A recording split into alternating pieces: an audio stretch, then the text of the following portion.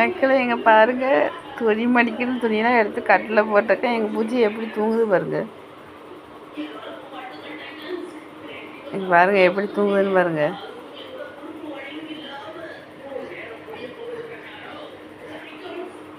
தூங்கும் பட்சத்தில் என்ன பண்ணாலும் அசரையே செய்யாது, அது பாட்டுக்கு நோண்டிக்கிட்டே இருக்கலாம். அதை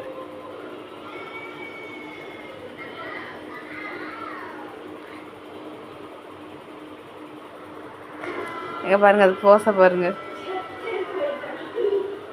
அவ துணி மேலே தான் பார்த்து எடுக்கு.